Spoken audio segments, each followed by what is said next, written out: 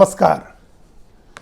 राहुल गांधी 5 राज्यों के चुनाव प्रचार में बड़ी मेहनत कर रहे हैं और ऐसा लग रहा है कि उनकी प्रचार टीम में या उनकी जो कोर टीम है जो उनको सलाह देती है, जिनसे मशवरा करके वो प्रचार करते हैं, उस टीम में किसी व्यक्ति ने प्रधानमंत्री नरेंद्र मोदी के 2014 के चुनाव को बड़े बारीकी से देखा है, उस चुनाव प्रचार को बड़े बारीकी से देखा है। क्योंकि उस चुनाव प्रचार में उस समय प्रधानमंत्री पद के दावेदार के तौर पर नरेंद्र मोदी चुनाव लड़ रहे थे। उन्होंने जो मुद्दे उठाए थे, जिस तरह की बातें की थी, जिस तरह के वादे किए थे, राहुल गांधी उसी रास्ते पर चल रहे हैं, उसी तरह के वादे कर रहे हैं, उसी तरह की बातें कर रहे हैं और बिल्कुल उस अंदाज में, लगभग उसी अंदाज में राहुल गांधी का चुनाव प्रचार है। और उसमें कुछ चीज़ों के लिए उन्होंने तेलंगाना को अपनी प्रयोगशाला बनाया है।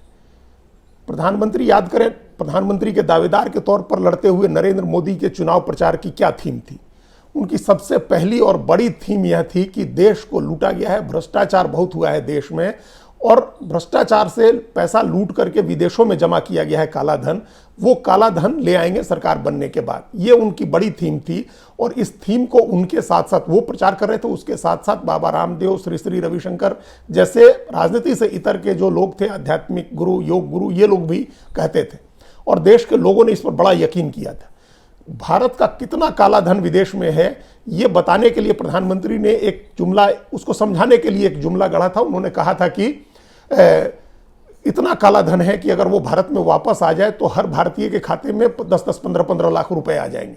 उन्होंने ये वादा नहीं किया था कि हर आदमी को 15-15 लाख रुपए देंगे। ये एक समझाने का तरीका था जो बाद में अमित शाह ने कहा कि वो एक जुमला था।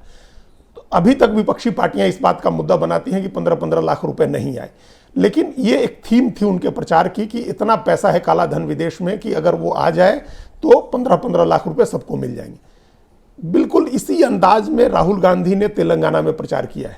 तेलंगाना में उन्होंने पहले दिन से, अक्टूबर में, जब 20-22 अक्टूबर से उन्होंने कहना शुरू किया कि केसीआर, जो के चंद्रशेखर राव मुख्यमंत्री हैं, उन्होंने 10 साल के राज में बड़ी लूट मचाई है, उन्होंने तेलंगाना को लूटा है और लूट करके 1 लाख करोड़ रुपया जमा किया है।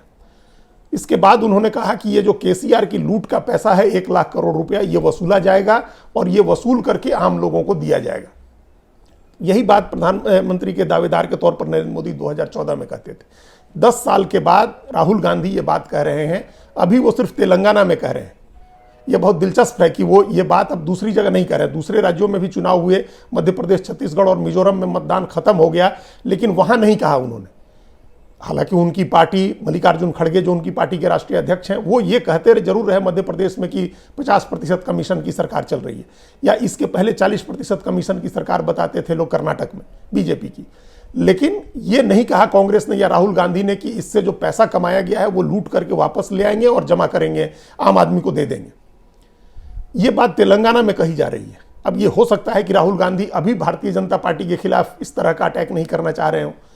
ये भी हो सकता है कि अभी वो एक प्रयोग के तौर पर तेलंगाना में आजमाना चाह रहे हो कि इस पर लोगों की क्या प्रतिक्रिया होती है। हो सकता है कि अभी उनको लग रहा हो कि बीजेपी के खिलाफ ये बात नहीं चलेगी, ये दाव नहीं चलेगा, या लोकसभा में इसको आजमाया जाए। कारण चाहे जो हो, वो अभी ये बात उन्होंने मध्य प्रदेश, छत्तीसगढ़ में नहीं कही जो तेलंगाना में कह रहे हैं। और ये बार बार जोर देकर कह रहे हैं कि केसीआर के परिवार ने जो लूटा है वो पैसा ले आएंगे वापस और आम लोगों को देंगे। उन्होंने लाखों रुपए देने की बात तो नहीं कही एक बार में, लेकिन ये कहा कि हर व्यक्ति को, उन्होंने ये कहा कि जो लूट हुई है उसका सबसे ज़्यादा असर महिलाओं पर हुआ है और इसलिए महिलाओं को हर महीने 4,000 रुपया हम देंगे, 2,500 रुपये नगद देंगे और बाकी सब्सिडी के फॉर्म में होगा। उनको मुफ्त की बस यात्रा मिलेगी, उनको रसोई गैस के सिलेंडर पर सब्सिडी मिलेगी, आदि आदि। तो ये 4,000 रुपया हर महिला को हम देंगे हर महीने। तो ये वादा, अब ये देखने की बात होगी कि लूट का पैसा वापस लाने और लोगों के खाते में डालने की बात उनकी कितनी चलती है। ये अब उन्होंने अभी राजस्थान में के प्रचार में रविवार को कहा कि प्रधानमंत्री नरेंद्र मोदी ने अपने 20-25 कारोबारी दोस्तों को 14 लाख करोड़ रुपए का उनका कर्ज माफ किया है। अब ये देखना होगा कि लोकसभा चुनाव में क्या वो इस हद तक जाएंगे कि ये कहेंगे कि जो कारोबारियों को 14 लाख करोड़ रुपए माफ किए गए हैं वो माफी वापस करेगी और अगर कांग्रेस की सरकार बनती है तो वो 14 लाख करोड़ रुपए वापस उनसे वसूला जाएगा और आम लोगों में बांटेंगे वो। ये अगर ऐसा कहते हैं तो रॉबिन हुड टाइप की उनकी छवि बनाने की बात होगी। ये बनाई भी जा रही है, सोशल मीडिया में इस तरह के पोस्ट चल रहे हैं, कई कारोबारियों के नाम लिख करके ये कहा जा रहा है कि उन्होंने जितना लूटा है या भारत सरकार ने उनको जितनी मदद पहुंचाई है वो सब उनसे वसूला जाएगा। तो ये 20-25 कारोबारियों की बात राहुल गांधी कह रहे हैं कि, और ये कह रहे हैं कि 14 लाख करोड़ रुपया उनका माफ किया गया है।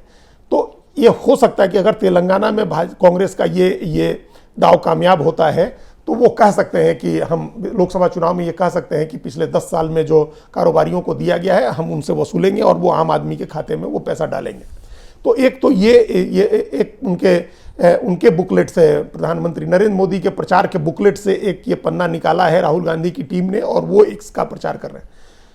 प्रधानमंत्री के दावेदार के तौर पर लड़ते समय नरेंद्र मोदी का जो एक दूसरा दाव था वो ये था कि एक परिवार ने राज किया है देश पर, और देश में जो नुकसान है, देश में जो खामियां हैं वो एक परिवार की वजह से, और उस परिवार को सत्ता से बाहर करना है।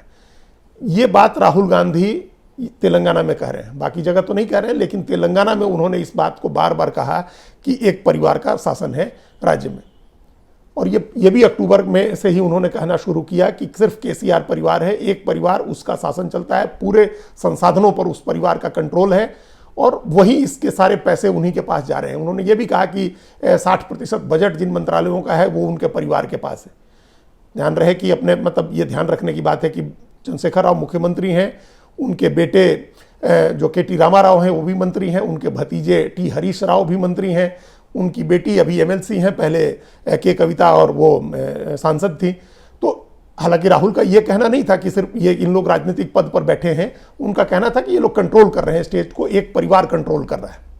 ये खुद उनके परिवार पर ये आरोप लगता रहा है, राहुल गांधी के परिवार पर ये आरोप लगता रहा है। नरेंद्र मोदी अपने पहले चुनाव में लगाते रहे थे और उसके बाद 10 साल से अभी ये आरोप लगते रहे हैं कि एक परिवार का कंट्रोल रहा। ये भी आरोप लगता रहा कि रिमोट से सरकार चली 10 साल।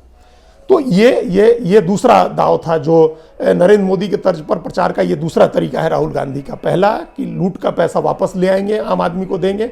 दूसरा एक परिवार का नियंत्रण है, ये तेलंगाना में उन्होंने कहा। देश के दूसरे पूरे लोकसभा चुनाव में ये बात वो नहीं कह सकते हैं, क्योंकि उस समय नरेंद्र मोदी के चेहरे पर बीजेपी लड़ेगी तो उन पर परिवारवाद का आरोप नहीं लगाया जा सकता है।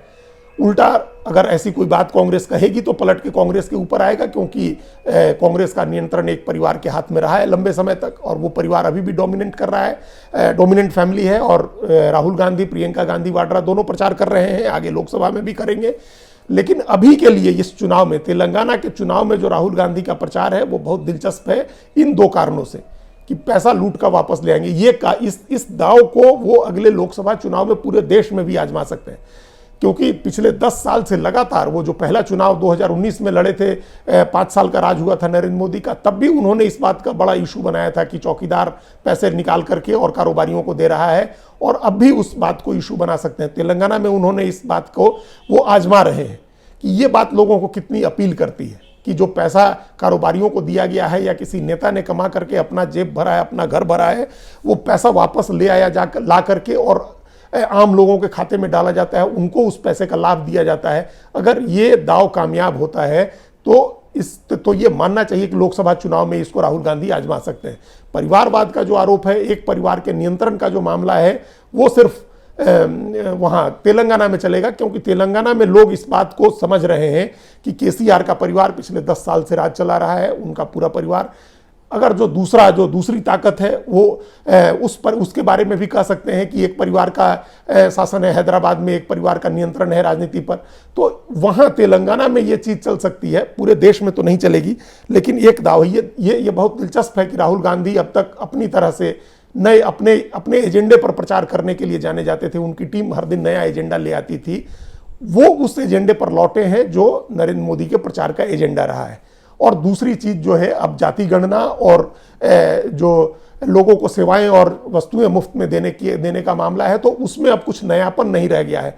वो सारी पार्टियां अब यही काम कर रही हैं, सारी पार्टियां यही बात कर रही हैं, सबको जाति गणना करानी है, सबको आरक्षण बढ़ाना है, सबको ढेर सारी चीज़ें मुफ्त में बांटनी है। अगर कांग्रेस ने कहा है कि हम 2,500 रुपया देंगे तेलंगाना के लोगों, तो भाजपा ने भी घोषणा पत्र जारी करके कहा है कि हम 2,500 रुपया देंगे। भाजपा भी स्कूटी देगी, भाजपा भी लैपटॉप देगी, भाजपा भी वहाँ महिलाओं को पैसे देगी और रसोई गैस के सिलेंडर पर सब्सिडी देगी, तो अब उसमें कोई फर्क नहीं रह गया कांग्रेस और भाजपा का। प्रधानमंत्री मोदी ने भी अब उसको मुफ्त की रेवड़ी कहना बंद कर दिया है, क्योंकि उनकी पार्टी उन्हीं के नाम से गारंटी दे रही है कि हम इतनी चीज़ें आपको फ्री में देंगे। तो अब वो मुफ्त की चीज़ों का मामला भी खत्म हो गया है और जाति गणना का और आरक्षण का मामला भी खत्म हो गया है। अब ये नई चीज़ है कि हम कारोबारियों से और राजनेताओं से जिन्होंने पैसा लूटा है वापस ला करके आम लोगों को देंगे। तेलंगाना में इसकी परीक्षा होनी है, और अगर तेलंगाना में कांग्रेस को सफलता मिलती है तो इसको लोकसभा चुनाव में भी कांग्रेस जरूर आजमाएगी। धन्यवाद।